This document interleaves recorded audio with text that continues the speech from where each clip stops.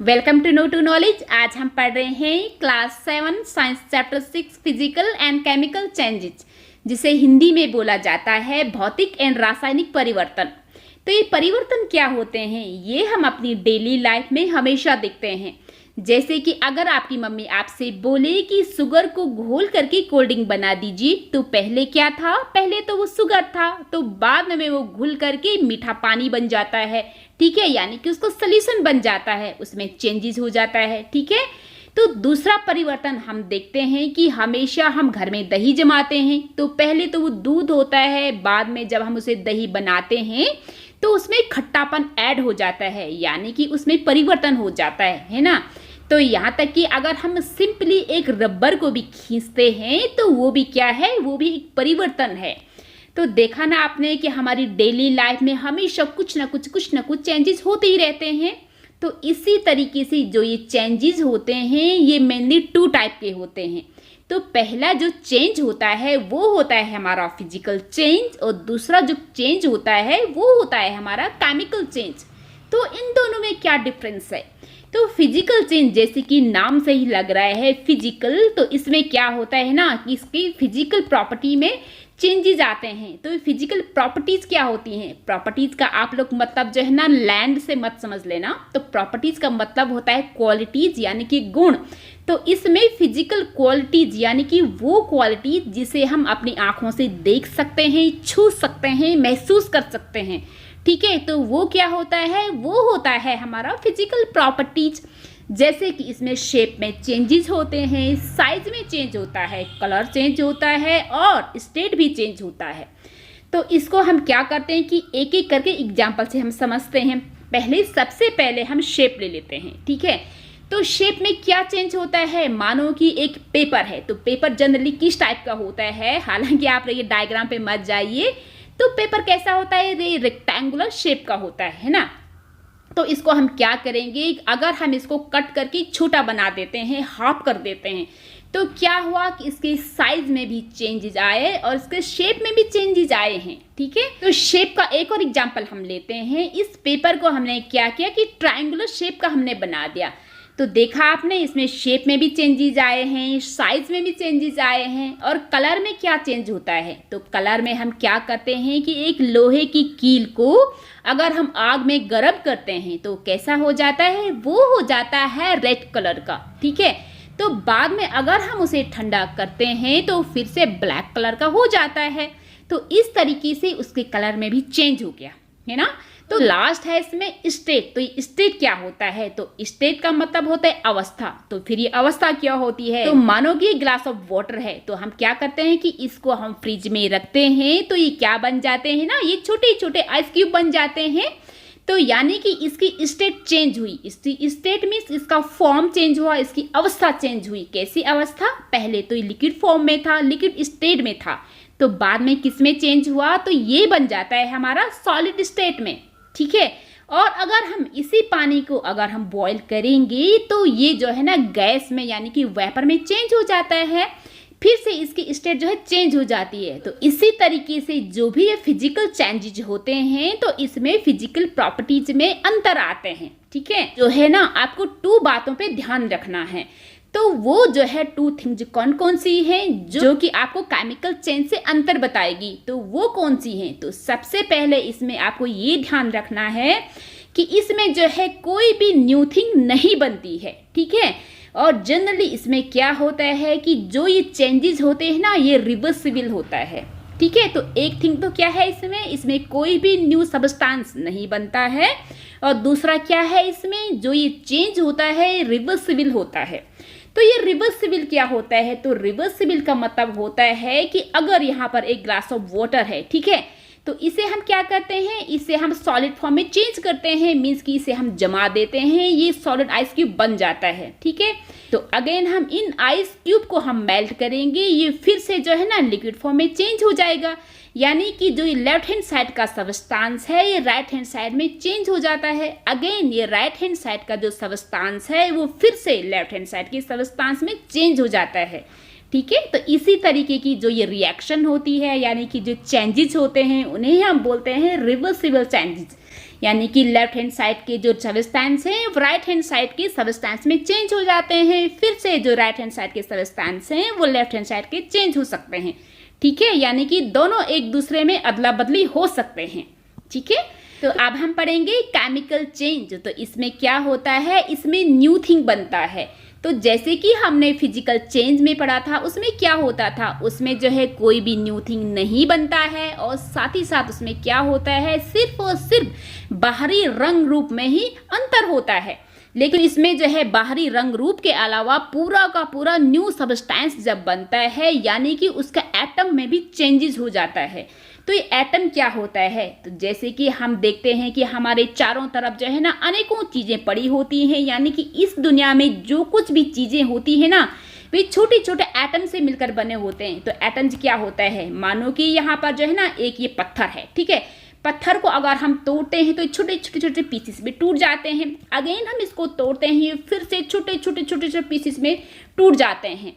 तो अगर हम इसको तोड़ते जाते हैं तो एक स्टेट ऐसी आती है कि इसको तोड़ना जो है ना नामुमकिन हो जाता है। यानी कि कितनी भी कोशिश कर लो, चाहे उसे पानी में घोल लो, कुछ भी कर लो, आग में गर्म कर लो, वो टूटेगा ही नहीं। तो उस चीज़ को बोला जाता है एटम। ठीक, तो जिस तरीके से इस दुनिया में अनेकों चीज़ें हैं तो उसी तरीके से एटम भी अनेकों होते हैं, है ना। तो हर चीज़ जो है ना अलग अलग एटम से बने होते हैं। तो उन एटम के ग्रुप्स की वजह से ही अनेकों थिंग जो है ना अलग अलग होते हैं। ठीक है, तो इसमें क्या होता है, केमिकल चेंजेस में जब न्यू थिंग बनेगा तो उसके एटम में भी चेंजेस होते हैं। केमिकल चेंज में जो भी न्यू सब्सटेंसेस बनेंगे वो एक भी हो सकता है और ज़्यादा भी हो सकता है, जरूर नहीं कि वो एक ही होगा। और उसमें क्या होता है कि साथ ही साथ हीट भी निकल सकती है, लाइट भी निकल सकती है, या फिर कोई भी रेडिएशन उसमें निकल सकता है। ये निकल भी सकते हैं और साथ ही साथ इसमें अब्जॉर्ब भी हो सकता है। जैसे कि हम कोई भी थिंग हम जलाते हैं तो उससे क्या निकलता है, उससे हीट भी निकलता है, लाइट भी निकलती है। तो रेडिएशन हमें कहाँ से मिलता है, तो हमें रेडिएशन मिलता है सन से, है ना। तो दूसरा उसमें साउंड भी हो सकता है, जब हम किसी चीज़ को जलाते हैं तो अगेन उसमें साउंड भी निकलता है। और उसमें स्मेल में भी चेंजेस हो सकते हैं। ठीक है, जब कोई फूड होता है अगर वो सड़ जाता है कुछ टाइम बाद, उसके स्मेल में भी चेंजेस हो जाता है। ठीक है, उसका कलर भी चेंज हो जाता है, तो उसमें गैस भी बन सकती है। केमिकल चेंज को केमिकल रिएक्शन भी बोला जाता है। तो जैसे कि इसमें नई नई चीज़ें बनती हैं तो इसीलिए हमारी डेली लाइफ में बहुत ज़्यादा इम्पॉर्टेंट है। जो भी न्यू सब्सटेंसेस बनते हैं ना, ये सब की सब जो है केमिकल चेंज का ही रिजल्ट होता है।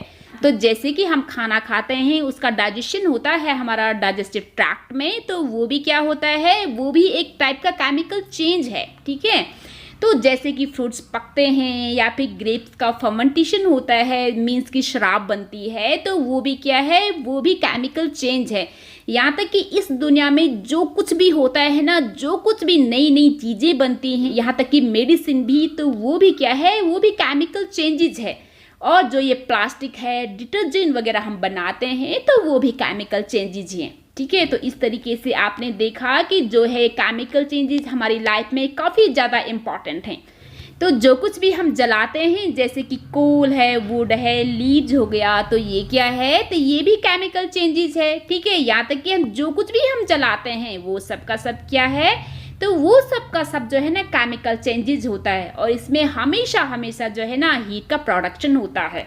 ठीक है, अब हम पढ़ेंगे रस्टिंग ऑफ आयरन। तो इसे बोला जाता है जंग लगना। तो जंग लगना जो है सब लोगों को पता है। तो जैसे कि आपने अपने घरों में देखा होगा कि लोहे की कढ़ाई, तवा वगैरह जो कुछ भी आपके घर में आयरन के यूटेंसिल्स होते हैं ना, तो अगर हम उसे धोते हैं बिना पोंछे या बिना सुखाए, अगर हम उसे वैसा ही रख देते हैं तो कुछ टाइम बाद जो है उसमें ब्राउनिश लेयर सी लग जाती है बाहर से। ठीक, तो वो क्या होता है, वो होता है रस्ट, जिसे बोला जाता है जंग। ठीक है, तो वो जो जंग होता है यानी कि जो रस्ट होता है वो आयरन नहीं होता है, तो वो क्या होता है, वो आयरन से अलग होता है।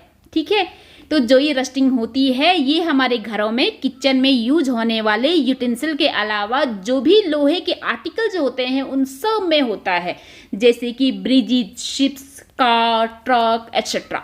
तो ये रस्टिंग क्यों होती है, इसे हम इक्वेशन से समझते हैं। इक्वेशन मीन्स समीकरण।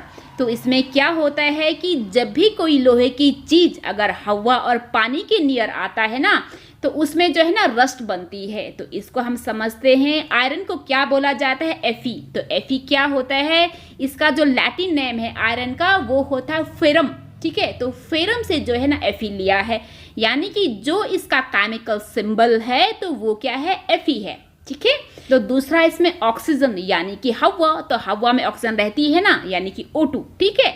तो थर्ड है इसमें वाटर।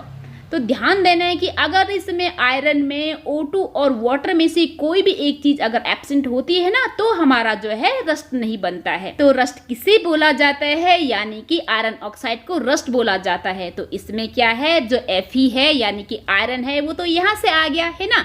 तो ये O3 कहाँ से आया, तो O3 आया, एक तो ये ऑक्सीजन है O2 और दूसरा O कहाँ से आया, वो O आया है हमारा वाटर का O से, ठीक है।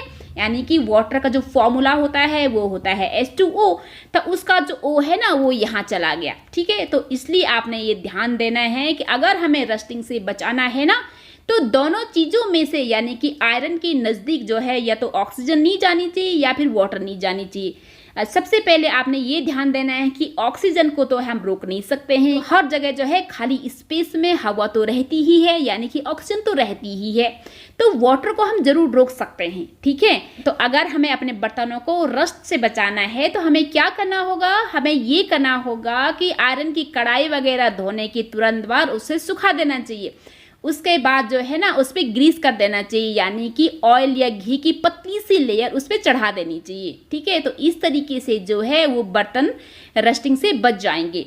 तो उसी तरीके से जो है ये बड़े बड़े ब्रिजेज वगैरह जो कुछ भी ये होते हैं ना, तो इसमें जो है ना कोटिंग कर दी जाती है दूसरे धातु की। तो यानी कि जो दूसरा मेटल होता है तो वो कौन कौन से मेटल होते हैं, तो वो मेटल होता है, एक होता है इसमें क्रोमियम और दूसरा होता है इसमें जिंक, ठीक है। यानी कि जो कुछ भी ये लोहे की चीजें होती है ना, मानो कि लोहे का पाइप है, ठीक है। तो इसके बाहर से उन्होंने क्या कर दिया, बाहर से उन्होंने जिंक या क्रोमियम की जो ना पतली सी लेयर लगा दी, ठीक है। तो इस टाइप का जो प्रोसेस होता है ना तो उसे बोला जाता है गैल्वेनाइजेशन। और जो इस टाइप की जो थिंग जो होती हैं लोहे की, तो वो थिंग्स क्या कहलाती हैं, वो कहलाती हैं गैल्वेनाइज थिंग। तो इस तरीके से जो है ना एक गैल्वेनाइजेशन जो होता है ये रस्टिंग से बचाने में काफ़ी हेल्प करता है। तो जैसे कि हम लोग जानते हैं कि जो ये शिप्स होती हैं किसकी बनी होती हैं, ये आयरन की बनी होती हैं और ये हमेशा जो है पानी में ही रहती हैं। एक तो जो है सी वाटर होता है, इसमें काफ़ी ज़्यादा हार्श केमिकल होता है ना, यानी कि मिनरल्स होते हैं, जो ये मिनरल्स जो होते हैं ये जो है रस्टिंग के प्रोसेस को तेज़ कर देते हैं। और दूसरा इसमें पानी, इसलिए हर साल जो है ना जो शिप्स होते हैं उसका कुछ ना कुछ पार्ट चेंज करना होता है। ये काफ़ी बड़ा लॉस होता है हमारी सरकार के लिए। तो इसीलिए हमारे घरों में ज़्यादातर बर्तन जो है ना स्टेनलेस स्टील के होते हैं, क्योंकि उसमें जो है प्योर आयरन होता नहीं है। तो वो किसके बने होते हैं, यानी कि जो स्टेनलेस स्टील होता है ना उसमें क्या क्या होता है, उसमें होता है हमारा आयरन होता है, कार्बन होता है और दूसरा मेटल यानी कि क्रोमियम, निकिल और मैग्नीज भी होता है, जिसकी वजह से जो है ना उसमें रस्ट नहीं होता है, ठीक है। तो इसी तरीके से अगर हमें अपने बर्तनों को रस्ट से बचाना है तो उसमें हमें क्या कर देना चाहिए, उसमें हमें ग्रीस कर देना चाहिए। ऐसा नहीं कि ग्रीस जो है ना एक बार करना है, वो टाइम टू टाइम हर बार हमें करना होता है, ठीक है। तो अब हम पढ़ेंगे क्रिस्टलाइजेशन। तो जैसे कि नाम से ही लग रहा है तो ये बना है क्रिस्टल से। तो ये क्रिस्टल क्या होता है, यानी कि वो कोई भी क्लियर, ट्रांसपेरेंट और सॉलिड थिंग वो क्या कहलाती है, जो कि अपने एकदम से प्योर फॉर्म में होती है ना, तो उसे बोला जाता है क्रिस्टल। जैसे कि आपने नमक के दाने, चीनी के दाने, यानी कि जो मिश्री वगैरह जो कुछ भी होती है ना, तो वो सब के सब जो है क्रिस्टल कहलाते हैं। डायमंड भी उसी तरीके का होता है ना, तो उसे बोला जाता है क्रिस्टल। तो ये क्रिस्टल जो है ना कैसे निकाला जाता है, क्रिस्टलाइजेशन क्या होता है, तो इसमें क्या होता है कि जो कुछ भी ये प्योर सब्सटेंस के जो क्रिस्टल होते हैं, अगर हम इसका सॉल्यूशन बना लेते हैं तो इसके सॉल्यूशन से जो है ना इसको हम इसके प्योर फॉर्म में निकाल सकते हैं, यानी कि इसका जो सॉलिड फॉर्म होता है उसमें हम निकाल सकते हैं उसको। तो वो जो प्रोसेस कहलाती है तो उसे बोला जाता है क्रिस्टलाइजेशन। फॉर एग्जांपल अगर हमें नमक के क्रिस्टल को लेना है तो हम क्या करेंगे, नमक के सॉल्यूशन को अगर हम चूल्हे में गर्म करके उसके तब तक हीट करेंगे जब तक कि पूरा पानी जो है ना इवापोरेट ना हो जाए। तो जो बच जाता है वो क्या रह जाता है, वो रह जाता है नमक के क्रिस्टल। तो इस तरीके का जो प्रोसेस होता है ना, यानी कि किसी भी चीज़ की सॉल्यूशन से जो उसका प्योर फॉर्म यानी कि जो उसका सॉलिड फॉर्म होता है, अगर वो हमें मिलता है तो वो प्रोसेस क्या कहलाता है? वो प्रोसेस कहलाता है हमारा क्रिस्टलाइजेशन। ठीक है, तो वो क्या है? तो वो है एक तरीके का फिजिकल चेंज, क्योंकि उसमें जो है ना कोई भी हमारा न्यू थिंग तो नहीं बन रहा है। तो इसमें जो है फिजिकल चेंज और केमिकल चेंज में यही अंतर है कि अगर उसमें न्यू थिंग बनता है तो वो क्या कहलाता है? तो वो कहलाता है हमारा केमिकल चेंज, और अगर उसमें न्यू थिंग नहीं बनता है तो वो कहलाता है हमारा फिजिकल चेंज। ठीक है, थैंक यू।